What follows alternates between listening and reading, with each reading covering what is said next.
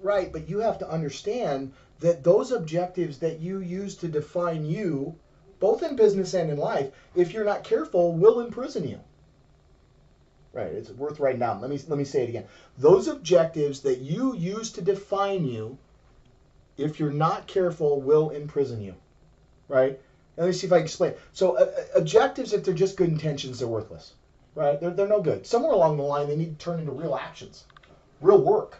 Right? And when we look at real work, there should be SMART goals, right? We should know. This is the work that I'm going to do. It should be clear, unambiguous, right? There should be a timeline. I'm going to be doing it from this long to this long. There should be somebody that's accountable for those actions, right? All that stuff needs to be built into the objectives, right? But objectives that become a limitation or a hindrance can do you harm. See, the challenge that you have when it comes to objectives is that the outside world's not playing by your rules. It's changing all the time, forever changing, right? And so if you set an objective and the outside world shifts now, and your objective is no longer attainable, and you've got yourself locked into this objective, then you're in trouble. Let me see if I can show it to you another way. Objectives, what they really need to be used, the best way for you to use objectives would be, for example, the way that airlines use them, right? If you get on a plane and you're in Florida and you're flying to New York, right? And the plane's going to take off at 2 o'clock, right? So you've got a clear time when you need to be there, right? You know how long it's going to be in the air and you know when it's going to land, right? Well, you get in the plane, that pilot, he's got a flight plan. He knows he needs to take it to 30,000 feet. He knows he needs to get to X amount of speed. He knows how long he needs to be at that. He knows when he needs to drop down. I mean, he's got it all mapped out, right? So he gets in the air. You get in the airplane takes off, right? Everything's going great. He gets up to 30,000 feet, and there's all kinds of turbulence.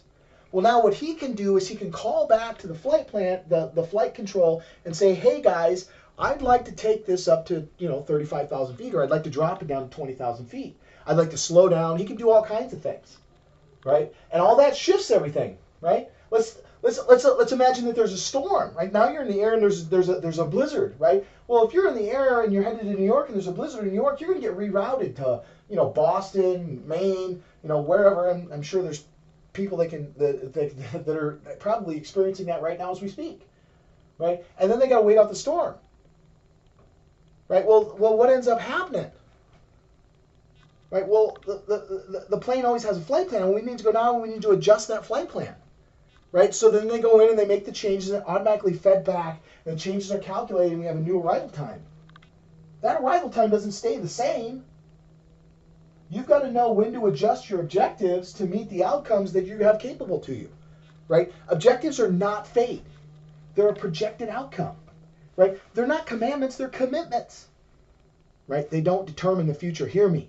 Right? They are a way to gather your resources to form the future in the way that you want it.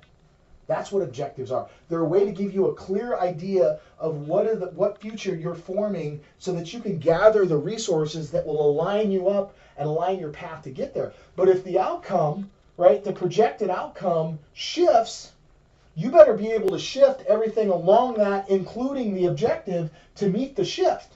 Because if you don't, then you're just flying blind, and you're going to end up in Bangladesh, not New York.